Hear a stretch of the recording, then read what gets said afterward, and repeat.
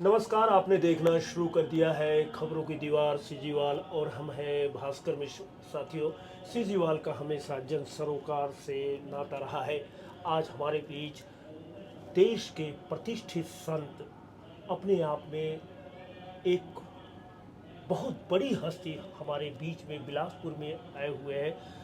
उनसे तमाम इतिहास की बातें करेंगे, संत समाज की बातें करेंगे, भारतीय धर्म परंपरा से जुड़कर जो भी जानकारियाँ होंगी महाराज जी से निकालेंगे। कहने में थोड़ा सा झिझक लगता है, श्री हरि महाराज जी अमेठी से आज हमारे बीच में पधारे हैं एक विशेष कार्यक्रम में। उनका नाता भारतीय राजनीति से भी रहा है, संत समाज से भी रहा है और साथ साथ जनहित से जुड़ा हुआ है। आइए श्री गुरु चरणों में अपने आप को समर्पित करते हुए श्री हरि महाराज जी से सवाल जवाब करते हैं। महाराज जी, आपका हमारे छोटे से चैनल सीजीवाल में स्वागत है। धन्यवाद। संत समाज के क्या संतों के हाथ में रेखाएं होती हैं कि अच्छा खासा परिवार छोड़कर वो संत बन जाते हैं? देखिए, जो संत होते हैं वो तो रेखा अदलते बदलते रहते हैं, संत रेखा पे नहीं चलते हैं। जी संत के अनन्य जन्मों का जो पुण्य सामने प्रतीत होता है, तब वे अपने पंच भौतिक शरीर से साधना के बल से भगवान के सानिध्य को प्राप्त करते हैं।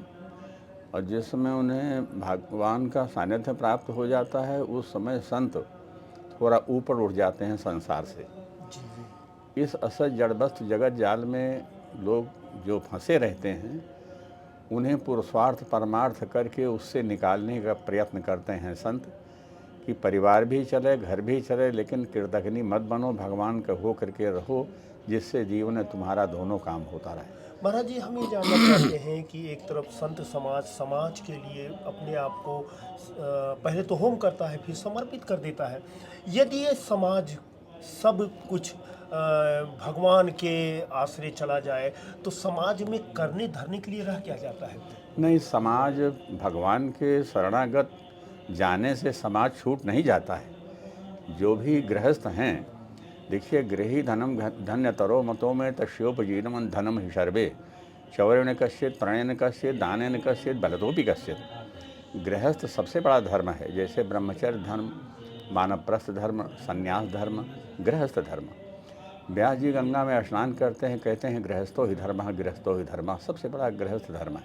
क्यों है कि गृहस्थ धर्म में भगवान का भी प्रादुर्भाव हुआ, भगवान राम का प्रादुर्भाव गृहस्थ में हुआ, भगवान कृष्ण का प्रादुर्भाव गृहस्थ में हुआ, आज जगत गुरु शंकराचार्य का भगवान गृहस्थ में हुआ, रामानंदाचार्य, रामानुजाचार्य, वल्लभाचार्य, माधवाचार्य, ये जितने आचार्य हुए हैं सबका गृहस्थ में ही प्रादुर्भाव हुआ। इसलिए गृहस्थ सबसे बड़ा धर्म है। जब गृहस्थ पुण्य करके, साधना करके, पूजा पाठ करके अपने घर का पालन पोषण करता है, तो घर से जुड़ा रहता है, परमात्मा से जुड़ा रहता है, वेद संस्कारों से जुड़ा रहता है। उसके जुड़े रहने से जो भी वो काम करेगा सब वो धन्य हो जाएगा, वो आगे बढ़ता जाएगा, संस्कार बदलता जाएगा। आज हमारे देश में संस्कार की बड़ी कमी हो रही है। नौजवानों में थोड़ा सा आज की विषय वासना बहुत तेज़ी से पकड़ रही है। ये नशा करना, गलत आदमी का साथ करना। अहो लिखा है कि अहम मुनीनाम वचनम शृणोमि शृणोष्यम वै यमनस्य वाक्यम। अगर आप संतों के साथ थोड़ा रह लेंगे, उनका सत्संग कर लेंगे, तो आपकी समाज में बुद्धि संतों जैसी हो जाएगी। और अगर उसे किसी अनाचारी, दुराचारी, भ्रष्टाचारी, पापाचारी के साथ कर लेंगे तो अच्छी भी बुद्धि रहेगी, तो आपकी बुद्धि खराब हो जाएगी। महाराज जी, एक सवाल फिर उठ जाता है कि क्या संत समाज में जाति व्यवस्था होती है क्या? क्योंकि जैसे इस समय देश में जो कुछ चल रहा है कि हिंदू, मुसलमान, Christian, Punjabi, so and so, क्या संत समाज इसको किस नज़र से देखता है? नहीं, देखिए, जो संत होगा उसमें जातीयता नहीं है, उसमें गुणज्ञ है। फिर भी हम बटे हुए हैं आपके लहते हाँ, हुए। चातुर्वर्णम मया सृष्टम गुण कर्म विभागसा। ये जो चारों वर्ण हमारे यहाँ हैं, हमारे नहीं, वेद के बनाए हुए हैं। और जो वेद के बनाए हुए हैं तो कर्मानुसार बनाए हुए हैं। जो वैदिक क्रिया हमारे यहाँ कही गई है, वैदिक विद्वान जो कहे गए हैं, वो ब्राह्मणों के लिए कहे गए हैं। कोई छोटी जात या कोई न पढ़ा लिखा आदमी उस वेद की क्या कदर करेगा, वो जानता ही नहीं है। इसलिए ब्राह्मण जो होते हैं वो वेद अनुयायी होते हैं, क्षत्रिय जो होते हैं रक्षक अनुयायी होते हैं, समाज की रक्षा करते हैं। और जितने उनके छोटे जात होते हैं वो सेवा जात होते हैं, वो सबकी सेवा करते हैं। इसलिए ब्राह्मणों से, क्षत्रियों से, वैश्य से वो सेवा भाव वाले बहुत आगे होते हैं। भज सेवायाम धातु है, जो सेवा करता है उससे बड़ा दुनिया में और कोई नहीं जिसे है। हम शूद्र समाज कहते हैं, उसकी स्थिति क्या बनती है इस देश में नहीं। और वैदिक काल से लेकर अब तक? वैदिक काल से आज दिन तक भगवान के यहाँ भजन ही सब सर्वोपरि है। भगवान का सानिध्य, संतों का सानिध्य ही सर्वोपरि है। कभी भी छोटी जात, कभी भी निम्न जात के लोग ऐसा नहीं है कि उपेक्षित रहे हों, कभी नहीं उपेक्षित रहे वो, सदैव सापेक्षित रहे वो, क्योंकि उनके गुण, उनके भाव जहाँ जहाँ देखे गए हैं। ये तो जिस स्थान पे आप बैठे हैं ये तो सर्वविदित है, शास्त्रों में भी विदित है। सेवरी ने जो कायम कर दिया है वो दुनिया में कोई कर ही नहीं सकता है। तो ऐसे में हम जातीयता को बढ़ावा नहीं देते हैं, हम देते हैं गुण को बढ़ावा, विद्वता को। ऊंच नीच का बात अभी ऊंच सामने नीच- आया है, तो ऊंच नीच क्यों होता है ऊंच कि नीच- ब्राह्मण ऊंच है और शूद्र नीच है? नहीं, ऊंच नीच कर्म से होता है। अगर एक ब्राह्मण यानी शूद्र कर्म करेगा तो ऊंचा हो सकता है, क्यों नहीं हो सकता है? कर्म ही से तो सेवरी ने भगवान को प्राप्त कर लिया। महाराज वहीं मतंग ऋषि बैठे थे, उनके ब्राह्मण जितने थे उनके शिष्य थे, लेकिन जिस समय सेवरी को भगवान मिले और सेवरी से भगवान ने कहा कि आप मतंग ऋषि के यहाँ चलने के लिए कह रही हैं, लेकिन हम जाएंगे नहीं। कहा क्यों? कहा वहाँ भेदभाव है। प्रभु आप कैसे जाने? हम जानते हैं। उसे से जब से तुमने समुद्र उसमें सरोवर में स्नान करना बंद कर दिया तब से उसमें कीड़े पड़ गए हैं, और ब्राह्मणों ने ऐसा तुम्हें उपेक्षित किया है। तो जब उनका भेदभाव समाप्त हो जाएगा तब हम मतंग ऋषि के यहाँ चलेंगे। प्रार्थना करके मतंग ऋषि ले गए अपने यहाँ, और सेवरी ने जब उसमें स्नान किया, स्नान करने के बाद ब्राह्मणों ने चरणोदक लिया है उस जल का और फिर स्नान शुरू किया है। तो आप बताइए इसमें कहाँ से भेदभाव रह गया? सवाल और भी आता है, क्या संत समाज या मार्गदर्शक मंडल वो भी भारतीय नहीं, या मैं ये कहना चाहता हूँ वो भी अर्थव्यवस्था का पुजारी है कि सिर्फ वो संत समाज मार्गदर्शक गरीबों का नहीं बल्कि जो फुलफिल करता है उसके गुरु हो चुके हैं? देखिए, संत समाज कभी धन संचय के चक्कर में नहीं पड़ता है, और जो धन संचय के चक्कर में पड़ते हैं वो परमार्थ पुरुषार्थ से वंचित हो जाते हैं, वैदिक परंपरा से वंचित हो जाते हैं। धन संचय करना गृहस्थों का काम है। जो भी वो धन संचय करते हैं उनमें कई बार विभाग हैं उनके पास, माता के लिए, पिता के लिए, बेटा के लिए, पुत्री के लिए, समाज के लिए, वो विभाग उनका है। वो विभाग किसी संत का नहीं है। संत का विभाग इतना है कि गृहस्थों से आप परमार्थ पुरुषार्थ कराइए, केवल आप अपनी संतताई पे रहिए, अपनी साधना पे रहिए। जो अपनी साधना पे थे और जो भी अपनी साधना पे हैं उनके धन पीछे पीछे चलता है, वो धन के पीछे कभी नहीं चलते हैं। अगर वो चलते हों तो ये समाज के लिए दूषित कार्य है, अच्छा कार्य नहीं। वर्तमान में देखने आया है कि गेरुआ रंग और भगवा रंग पहन के बड़े बड़े संत हो गए हैं, बड़ा आफा मंडल फैला लिए हैं, बाद में पता चलता है तो अपराधी निकल गए हैं। उनसे आपके अपने समाज को इस देश के बाहर करने के लिए आप कभी सोचा है आपने? देखिए, मैं कई लोगों का नाम नहीं लेना चाहता, हाँ, और नाम है। हाँ, समझते हैं आप जो कह रहे हैं, आपका आशय हम सब समझ रहे हैं। लेकिन देखिए, अच्छा बीज गेहूं का हो, बाहर से आप लाइए और अच्छे बीज का इस्तेमाल अपने खेत में करिए, लेकिन पहले वाला जो बीज उसमें खराब पड़ा रहेगा वो भी जामेगा। जो जम आएगा और दोनों साथ होंगे तो ये होगा कि गेहूं तो बड़ा अच्छा था लेकिन ये कैसे हो गया, पता चला कि पहले का गड़बड़ था इसलिए ऐसा हो गया। खरपतवार है, खरपतवार जिसे कहते हैं। ऐसे ही संसार में ब्राह्मणेतर जात विशेष करके जो साधु हो रहे हैं, ब्राह्मणेतर, हाँ, ब्राह्मणेतर जात जो साधु हो रहे हैं वे अपने क्रियाकलाप से बाजी नहीं आ रहे हैं। अगर ब्राह्मण है, साधक है, तो आपको बहुत कम ब्राह्मण संत मिलेगा कि जो इस तरह से दुराचार और भ्रष्टाचारी मिलेगा। वो वैदिक मिलेगा, कर्मकांडी मिलेगा, साधक मिलेगा, लेकिन अनाचार दुराचार का साधु ब्राह्मण नहीं मिलता। फिर एक आपके वैदिक काल से एक सवाल उठता है कि संत समाज, जब कोई सामान्य व्यक्ति समाज में उत्कृष्ट स्थान हासिल करता है, पुजारी हो जाता है, तब वहाँ उसका जनेऊ धारण खत्म हो जाता है और वो संत कहला देता है। हम तो विश्वामित्र को भी ठाकुर से ब्राह्मण होते देखे हैं, तो फिर इसका अर्थ है कि नीचे का व्यक्ति ऊपर आके ब्राह्मण शिरोमणि नहीं बन सकता क्या? नहीं, वहाँ कुछ रह नहीं जाता है। नीचे का आदमी जब ऊपर उठ जाता है तो ये चारों भेद समाप्त हो जाते हैं, वहाँ भेद नहीं रह जाता। अभेद दर्शनम ज्ञानम ध्यानम निर्विषयम मना अष्टानम मनोतुल्य लिखा है। उसमें कहीं किसी भी प्रकार से दूषित कर्म रह नहीं जाता है। भगवान स्वयं कहते हैं कि जो दुराचारी होता है, भ्रष्टाचारी होता है, हमारे शरण में आ जाता है तो हम उसको साधु बना देते हैं। ये भगवान का गीता में उन्होंने कहा, अपचेतस दुराचारो भजते माम अनन्य भाग साधु रेव समन्तव्य सम्यक व्यवस्थित सया। मैं उसको हर प्रकार से साधु बना देता हूँ। प्रश्न आया कि अगर आप साधु बना देते हैं तो पूर्व कुकृत कर्मों से वो नष्ट हो जाएगा। कहा नहीं नष्ट होगा। कहा क्यों? कहा क्षिप्रम भवति धर्मात्मा शास्त्र क्षति गच्छति कौन्तेय प्रति जाने ही न में भक्त्या प्रणश्यति। ऐसा कोई न जाने कि जिसको मैं साधु बना दूं वो कभी नष्ट हो सकता है, कभी नहीं नष्ट हो सकता है। मैं अपनी बात से उसे पक्का करता हूँ कि ऐसा होता है। क्या ब्राह्मणों का कॉपीराइट है संत बनना, साधु बनना? ब्राह्मणों का जन्मसिद्ध अधिकार है, वो पैदा ही हुए हैं संत से। ऋषि परंपरा हमारे यहाँ चली है, आज से नहीं चली है।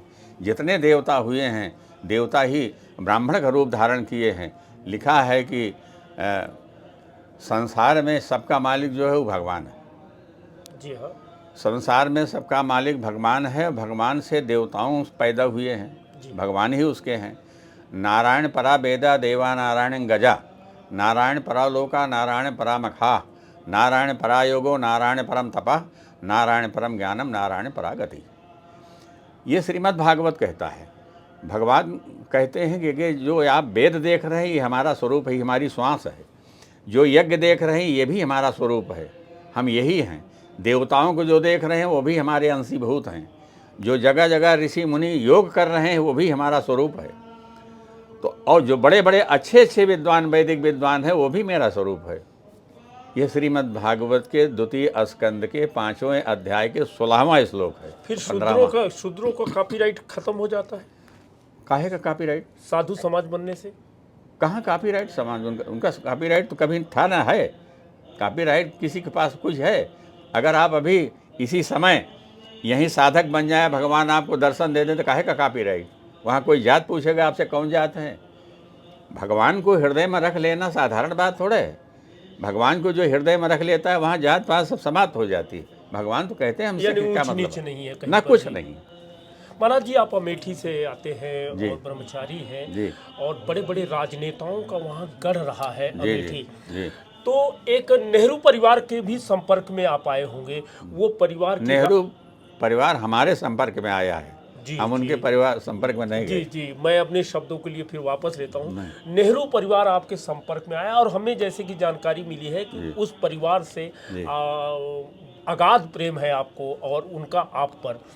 वो परिवार अमेठी से आज की स्थिति में देख रहा हूँ, क्या उनका सम्मान घटा है क्या अमेठी में?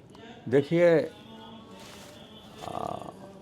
हम लोग जो आश्रम पे आते हैं, आश्रमधारी का सम्मान होता है कि चाहे जो हो उसका सम्मान करना चाहिए।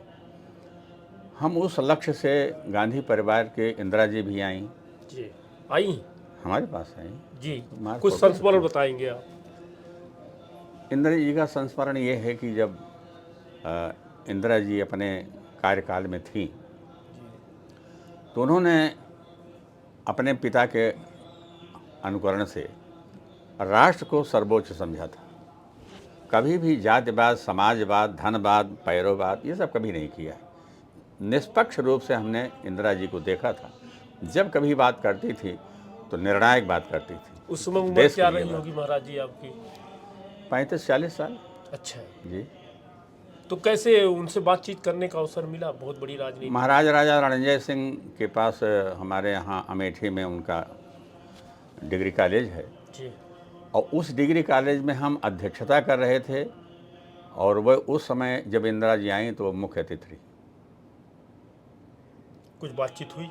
यही बात हम आपसे कर रहे हैं कि वो राष्ट्र की शुभेच्छा थी, सांसारिक चेष्टाओं से बहुत दूर थी। वो धन वैभव की तरफ से उनका कभी चित्त नहीं गया है।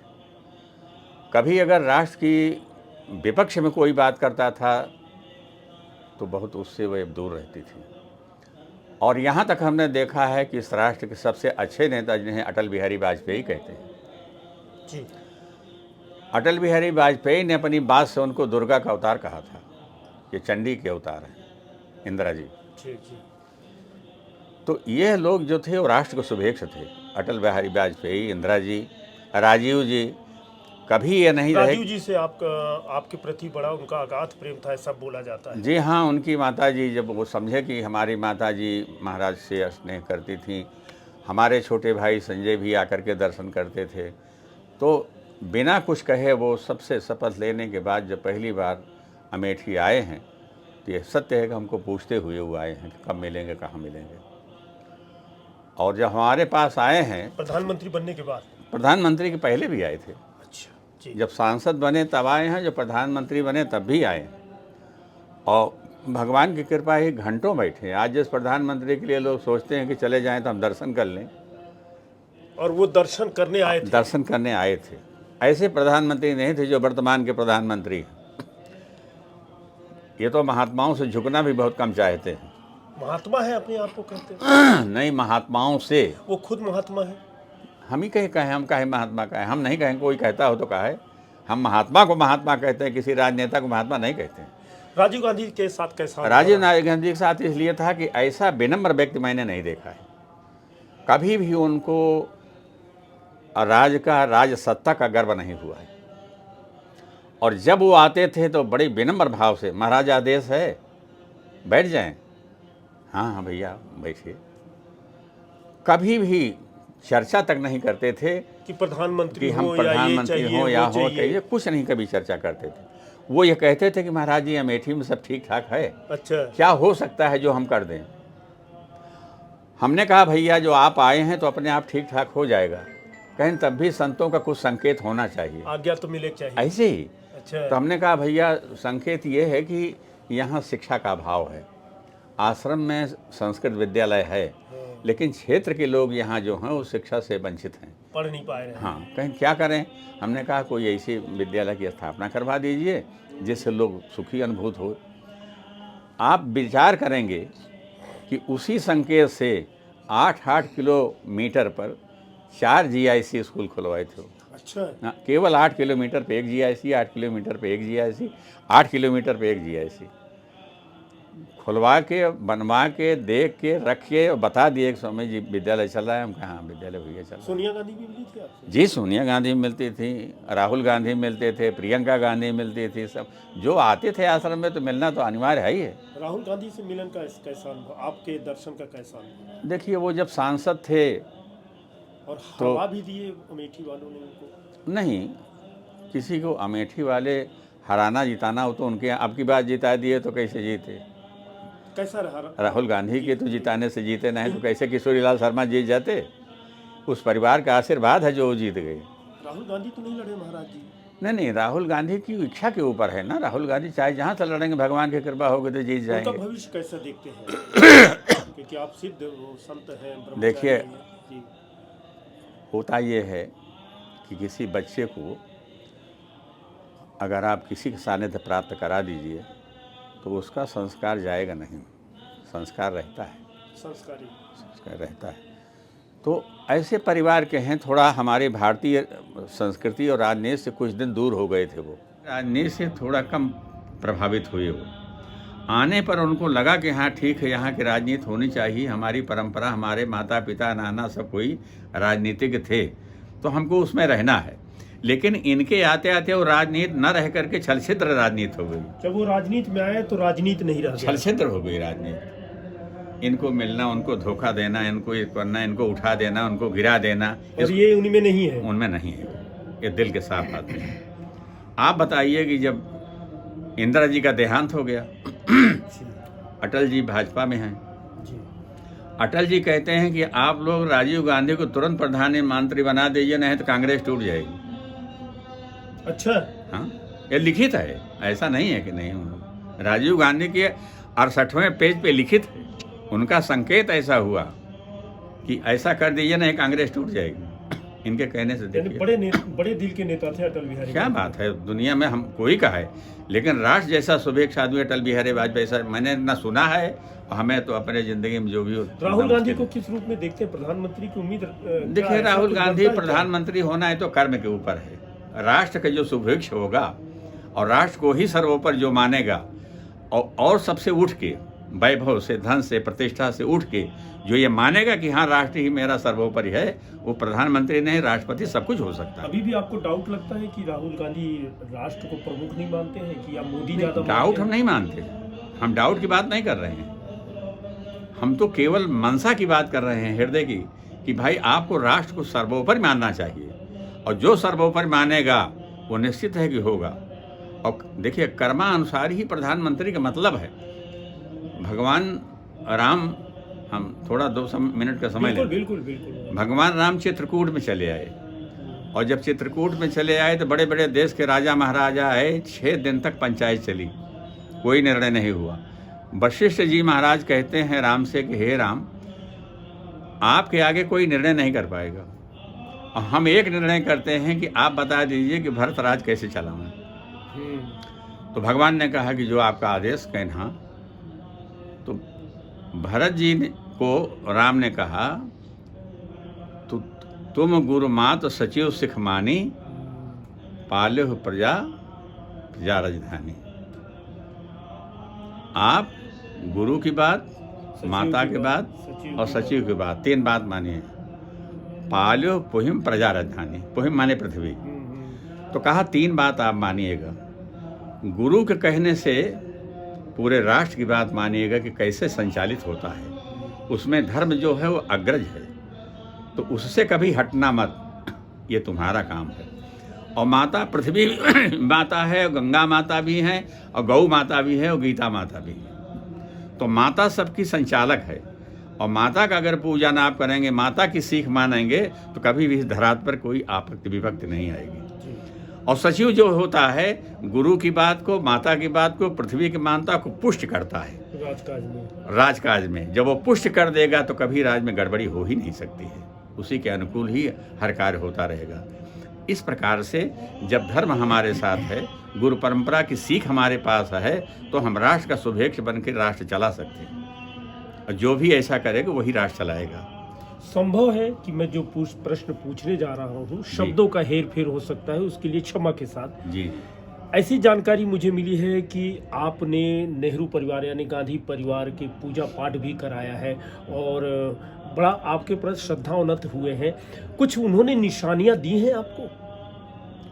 श्रद्धा की निशानी दी है, उनकी जो श्रद्धा है यही निशानी हमारी है। हम तो न कभी उनसे याचना किए कि हमको ये दीजिए, हमको पद दीजिए, राज दीजिए, आपके राजनीति में थे ही नहीं। आप तो त्याग करके गए थे, कभी नहीं। तो कुछ उन्होंने अपना श्रद्धा, जैसे कि लोग सिर झुकाते हैं, सब कुछ है, कुछ गाड़ी घोड़ा या कुछ दिए हैं?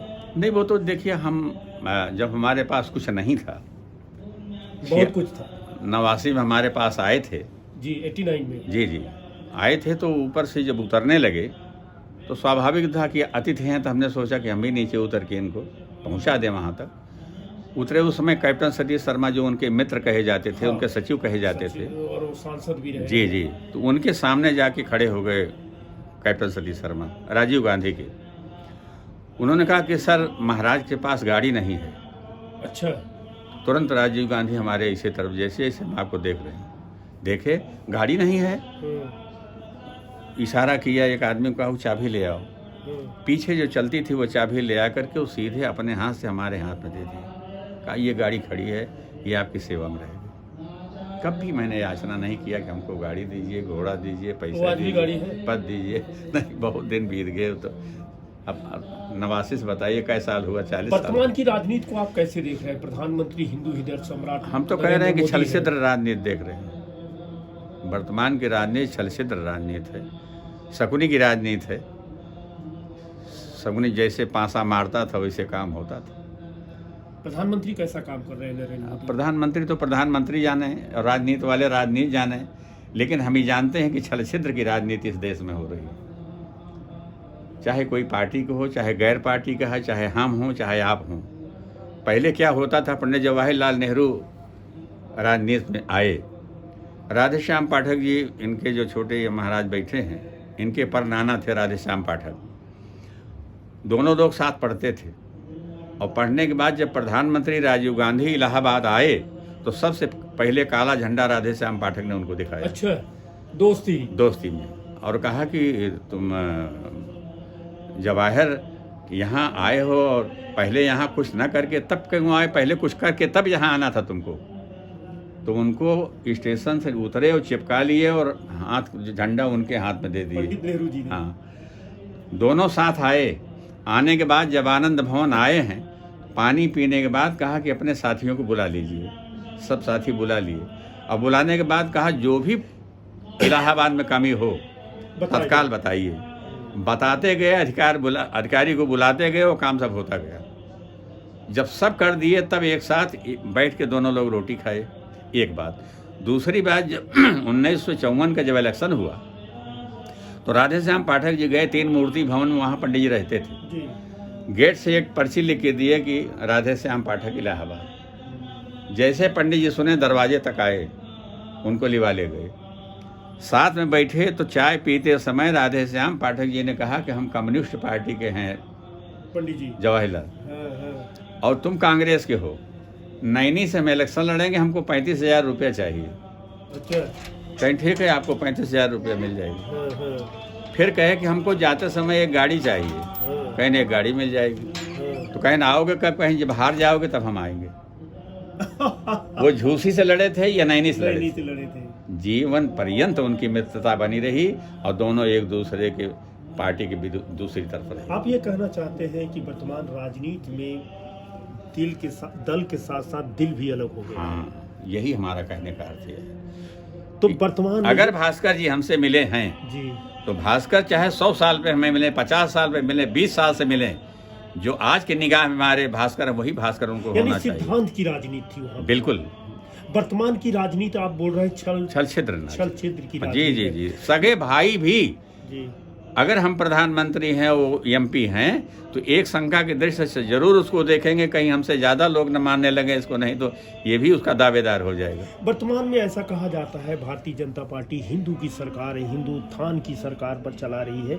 इससे कितना संतुष्ट है, कितना इत्तेफाक रखते हैं? देखिए, सरकार कोई हो, किसी हिंदू, पारसी, मुसलमान, ईसाई की सरकार बनकर जो को चलाता है तो उसका भविष्य बहुत अच्छा नहीं होता। क्या बात है?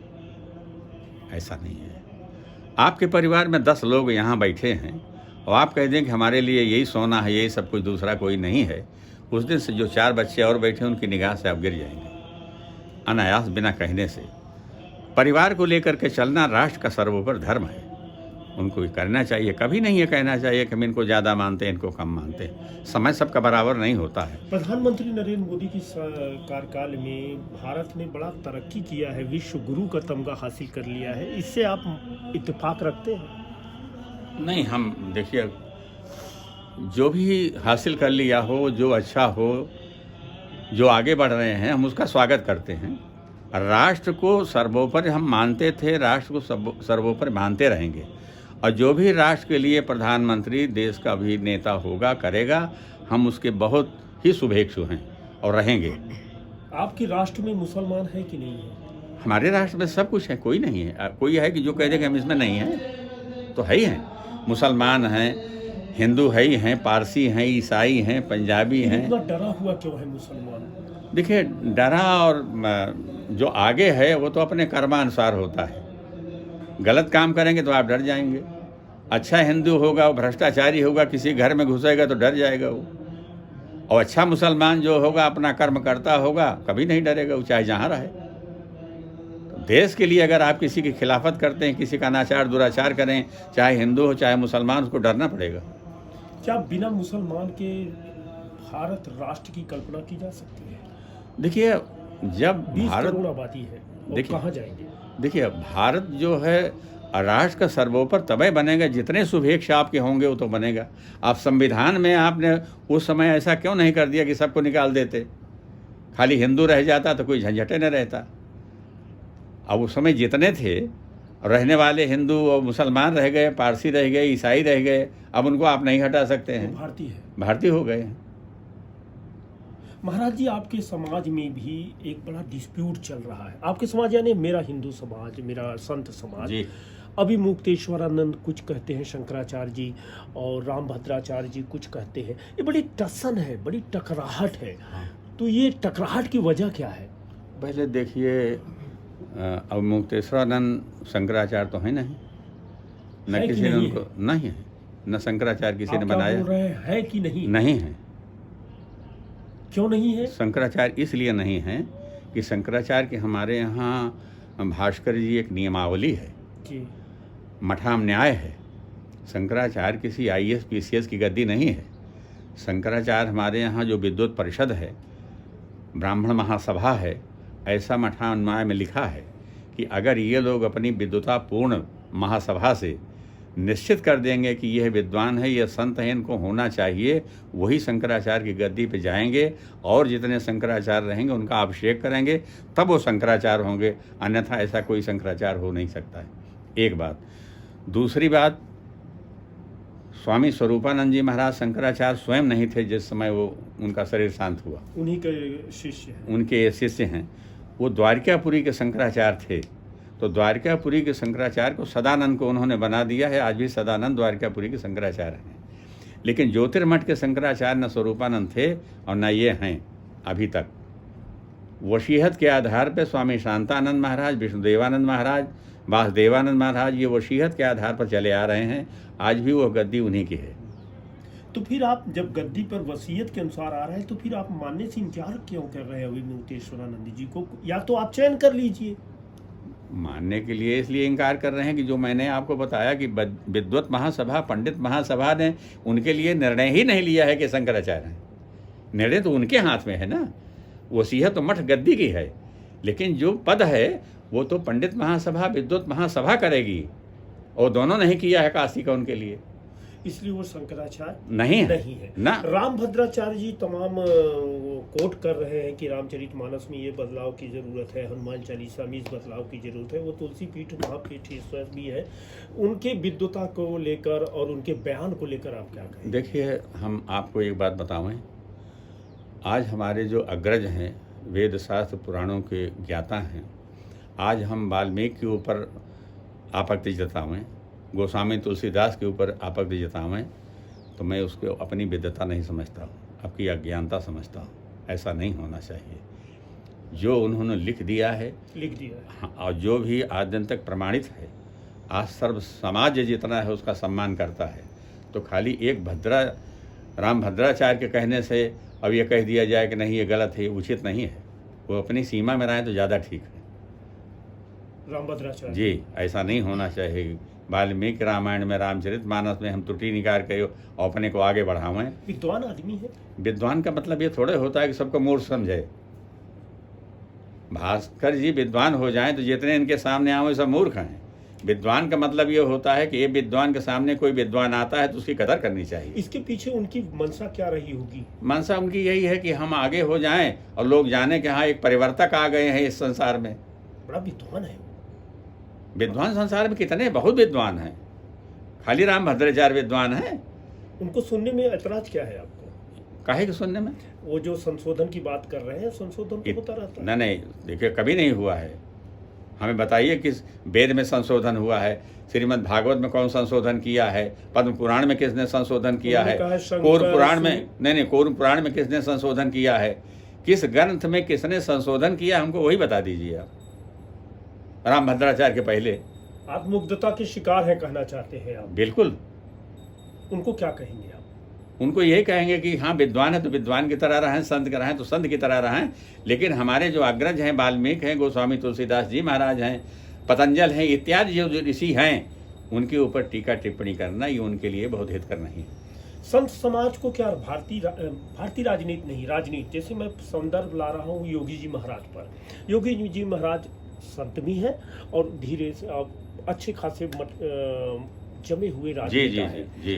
क्या संत समाज को राजनेता या राजनीति में आना चाहिए? देखिए, संत समाज के चलाई ही राजनीति है, दूसरे की चलाई राजनीति नहीं है। भगवान राम जंगल में थे और राज कौन चला रहे थे? वशिष्ठ महाराज चला रहे थे बैठ राजनीति। उन्होंने कहा कि महाराज आप रहेंगे तबे होगा, नहीं तो नहीं होगा। भरत चला रहे थे कि उनका ना, भरत जी तो खड़ाऊँ जाके उनके वहाँ नंदगांव में बैठे थे, लेकिन अयोध्या में बैठे थे तो वशिष्ठ महाराज बैठे थे। और वही मैंने चौपाई आपसे कहा, गुरु, माता, सचिव और सचिव, इनके कहने से राज आप करेंगे तो आपका राज चलेगा। तो गुरु का तो स्थान सबसे पहला है, ऋषियों का स्थान सबसे पहला है। इसलिए आज जो सबसे आगे हैं योगी जी, आदित्यनाथ जी, वो अपने ये कहा जाए कि देखिए भगवान की कृपा है कि वो अपना मठ मंदिर छोड़ दिए हैं। नहीं, जिसके मठ मंदिर में लाखों क्या कई लाख की आमदनी खाली वैसे ही हो, चढ़ावा चढ़ता हो, तमाम आते हैं वहाँ, उनके मठ मंदिर के अलावा भी है, उनको कोई कमी थोड़े है। भगवान की कृपा उनके ऊपर, उनके गुरु के ऊपर, अभयनाथ जी के ऊपर, दिग्विजयनाथ के ऊपर, छोटा मोटा मठ तो है नहीं वो। लेकिन ये कहिए कि जिसे अपना नुकसान करके भी देश के लिए वो सब कुछ कर रहे हैं, हम उनका स्वागत करते हैं कि ऐसा होना चाहिए। ऐसा देश में अगर महापुरुष विवेकानंद की तरह, आदित्यनाथ की तरह हो जाएगा तो निश्चित है कि यहाँ का भ्रष्टाचार दूर होने में समय नहीं लगेगा। अंतिम सवाल, भारतीय राजनीति को किस राजनेता के हाथों में आप देश को सुरक्षित नज़र देखते हैं? हम यही देखते हैं कि जो अभी हमने आपको उदाहरण में दिया कि जो समाज के अग्रज हों, ऋषि, महात्मा, धर्म, सनातन धर्म, वैदिक धर्म का जहाँ पालन होता हो उसका वो आदर करें, और आदर करने के बाद आगे चलेंगे तो निश्चित है राष्ट्र मजबूत होगा। प्रधानमंत्री नरेंद्र मोदी जी इस देश के लिए कैसा काम कर रहे हैं? अंतिम सवाल है ये। अब प्रधानमंत्री तो अपने देश के लिए जो कर रहे हैं हम अच्छा कर रहे हैं, हम काहे कहें खराब कर रहे हैं? सब कुछ अच्छा कर रहे हैं, अच्छा करना भी चाहिए। जब तक हैं उनको राष्ट्र को मजबूत करें, सनातन धर्म को मजबूत करें, वैदिक धर्म को मजबूत करें, जितने धर्म हैं उनका सबका आदर करें। आपको महसूस हो रहा है? नहीं, हमें महसूस होने से हो रहा है नहीं हो रहा है वो तो हम राष्ट्र के पूरे मालिक हैं नहीं, लेकिन ये है कि होना चाहिए, हमारा ये संकेत है कि ऐसा होना चाहिए। आप अभी सुन रहे थे, अभी आपने बेबाक टिप्पणियाँ और बेबाक विचार सुना श्री